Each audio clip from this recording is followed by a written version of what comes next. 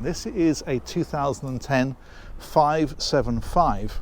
So she's almost 60 foot long and she's a classic Oyster style with the deck saloon. She's got the deep fin keel, as you can see from here, folding propeller, just a very elegant quality boat. So we're going to go on board and do the full tour of this one.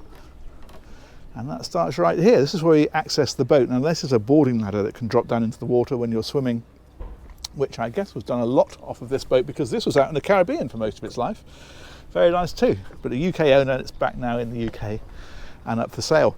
I'm just going to show you as well back here, these are davits. So these are basically like cranes effectively, so you can attach your tender to these and just lift it up and winch it up on both, and it sits across there ready for use. And these, as you probably noticed, are solar panels, so you can get some charge out of those. That's a good idea.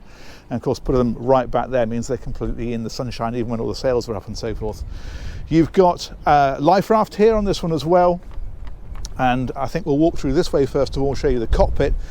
Twin helm positions. The reason for this, people often ask, it's so that when all the sails are up and the boat's heeling over, because the wind is on this side, so it's like that, and the sails are down here, you use this one and you've got a clear view and you're high up because the boat's heeling. When you tack and it's heeling the other way and the sails are down this side, well then of course on this side that gives you the view and the raised position. So that's why they have two.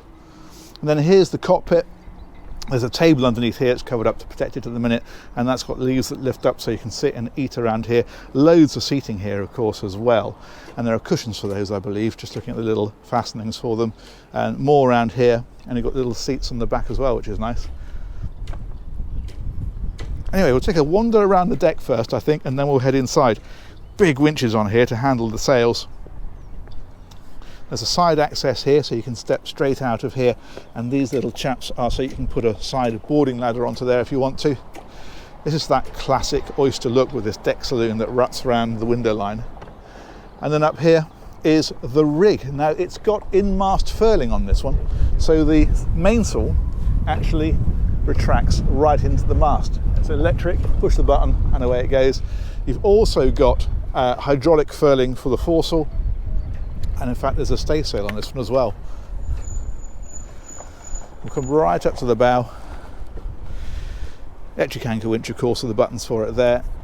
That's the hydraulic furling. Sails are off at the minute obviously, and that's how she looks from here.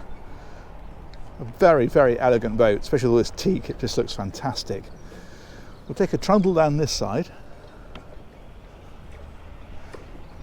Stop and take a look at that rig because it is pretty dramatic. That's the radar up there, that's what that circular fellow is. Very nice. And then we'll come right on back. These are folding cleats. They fold away so that when you're sailing, you lift up like this when you want to put ropes on them when you're in port, but when you're sailing it means that the ropes don't get caught under them, your sheets for example for your sails. That's why they do that. Let's come right down here, there we go, Oyster 575 badge on the side.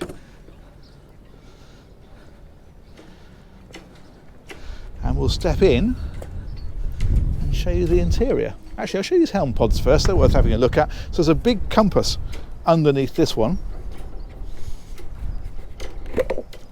like so.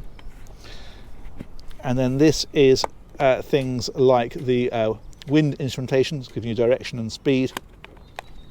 And your furling and outhaul and genoa are all controlled from here, push button. You've got your multifunction display here as well. And that one there actually is for the stereo control. And then over here, similar sort of deal, except you've got things also like the bow thruster control on here as well, and the engine controllers here. So when you're docking the boat, that's where you would dock it from, and that is the engine instrumentation down on the side. Obviously it's a bit more tucked away on here than it is on a powerboat because the engine really is just to get you in and out of the harbour. The idea of this is that you sail it. So we'll head on through here.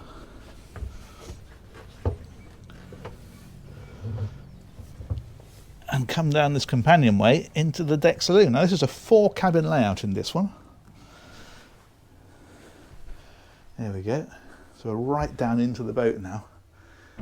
That's lovely, isn't it? Really nice social area. That table will extend out, so if you're dining, you can get more space around that. And the big thing with the deck saloon is these windows. Quite often on a sailing boat, you're really down in the hull, you only have little portholes, and they're a bit sort of dingy down inside, they can be. With this, you just get a ton of light, and the view, and it just feels a lot more open experience. Over here on this side then is the chart table. It's got the multifunction display again, but also there's an onboard computer, so you can use that for navigation as well if you want to, or other functions. Now you notice there's a couple of radios in here. That's a VHF radio down there. That one is a long distance, I think that's what they call a HF radio, I'm guessing high frequency. And the idea of that is that when you are a lot further out on this sort of boat than you would be on the typical sort of cruiser that we normally show, then that gives you extra range. Switch panels are here as well. So this is giving you circuit breakers for all of the various electrical functions. And you can see across the top there, you've got your ammeters and voltmeters and all that kind of stuff. So you can monitor everything from there. And that one there is tank gauge, and that one there is the generator control. So that's kind of where you operate the boat from in a way. That's where you manage it from. Let's head right up to the bow first of all, and then we'll work our way back. That is the mast that comes down to there, and then you've got that directly underneath it. And that takes the load right down to the keel. And if we head all the way up here to the bow, we've got a very nice cabin up here. Double berth, as you can see. And then in here you've got storage in places like this, and tucked away in areas like this. It's a big hatch overhead. Of course there's sliding blinds that come across these, and the same on the side windows as well. And then over here is hanging locker. So that's all very nice. You also find these big sturdy handrails around the place, which again, because it's a serious offshore machine, is very handy. If we come back down here, then we will find another cabin in here. There's bunk beds in this one, as you can see. Again, a bit of storage down there, and up in behind here as well. And you've got more here. And of course, on this sort of boat, the storage is particularly important, because you could be on this for months at a time rather than it's certainly not a weekender, is it? It's the sort of thing you might want to do some serious distance in. And so, storage is all important. On this side of the boat then is the day heads. So these two cabins would share this one. Separate shower area, so that's nice. And it opens up like that.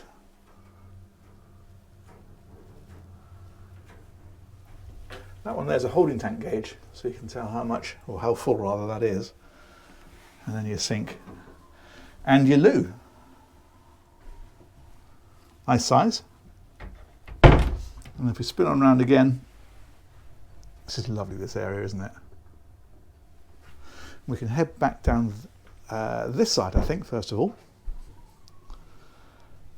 Do love these galley kitchens, the way they're tucked away down here. And the idea of these is that, of course, again, spending a long time at sea, you're going to need to be using this while you're out at sea. And because it is long and narrow, it means that you can wedge yourself in. So when the boat's sailing and heeling over, you can be here, you've got a grab rail there, and you can be working and so on. But obviously, imagine this is a great big kitchen, you'd be flying around it. So the whole point of these is that you can actually wedge yourself in wherever you are working and use stuff. Now in here you have got, the washing machine is in here for a start. That's tucked away down in there. But also fridges and freezers, plenty of those as you'd expect. And really nice quality as well. Loads of storage, all here. I wouldn't obviously open it all, but you get the idea. Sinks are on this side. This one's for your crockery. So that's all tucked away in there where it's not going to fly about. Big cooker. Because again, it's not a case of, oh, we'll just nip to a restaurant tonight, shall we? Because if you're out in the middle of the ocean, you're going to struggle to find one. More storage down here. Microwave is tucked away up here. There's a generator on this one, and a water maker, in fact. So you're very self-sufficient. All that stuff will work wherever you are. And then a load more cold storage here.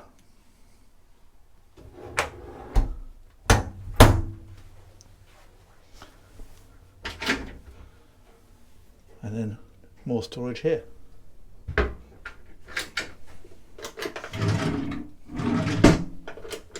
Very nice. What's in that one? Just shelves. Yeah, there we go. So that's the galley. If we head back through this one, now we're actually going past the cockpit here. The cockpit is up there. That fella just there is the cockpit table. So we're going underneath one of the seats in the cockpit, and that's taking us back to this beautiful aft cabin. So this is the owner's cabin, and it is lovely, really lovely. Again, an absolute ton of storage. You can see it all around here, over here, all down here, over here. This is a hanging locker, for example. And it's well lit too, because you've got portholes about the place and you've got these overhead hatches as well. So plenty of light into here. And this dressing area over here. TV in this one. This is actually giving you a little repeater for the multifunction displays.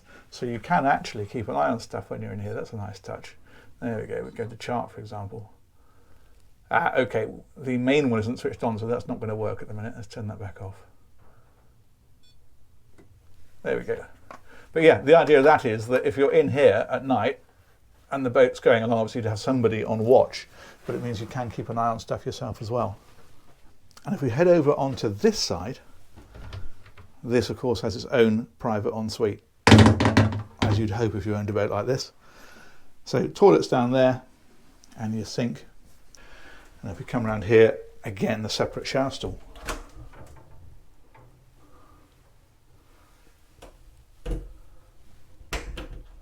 Very nice. And we're actually now, again, that's the cockpit, and the way the cockpit floor comes around at the back and you step up, that's what's coming up here to give you the height further back. Because as you come back, of course, the hull is coming up underneath here like this. So you step up on this side and the ceiling comes up with you. It's clever packaging, isn't it? Let's come right over here into the corner and have a proper look at this. Lovely. Now I mentioned it's a 4 cabin and we've only seen 3 of them. So if we head over here, this takes us back through this beautiful galley area. You might have noticed that all of these floor sections open, and it means that every part of the hull pretty much is accessible. And then sometimes it's just hull access. Other times, as you can see there, you've got things like transducers or plumbing or wiring or all that kind of stuff is all tucked away down there. This is interesting. Let's see what's in here. It says danger. Okay, that's taking us to the back of the engine. I'm going to show you that from the other side there.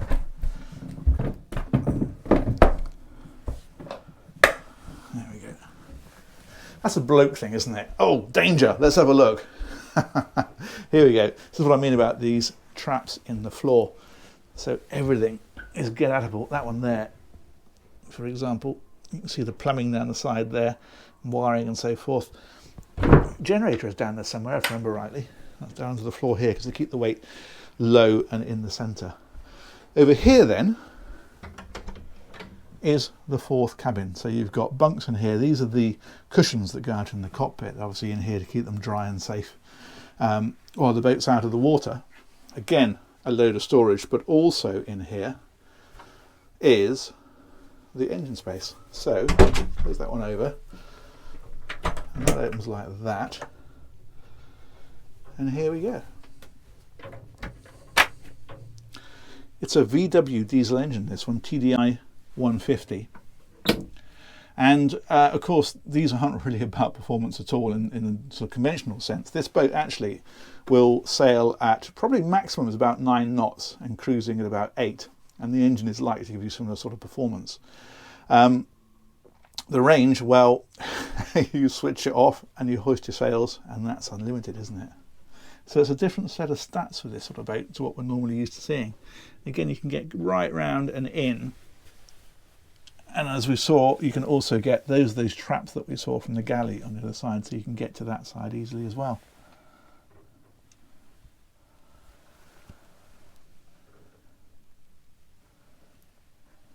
Excellent. Excellent. So for once, the engine is not the big news. It's important, but it's not everything, as it is on most of the boats that we look at. Okay, let's get this in the right order. That one goes closed first. There's a little bolt at the top.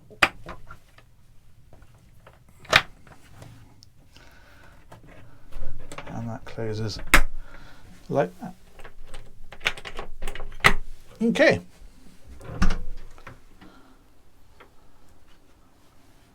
That's nice though, isn't it?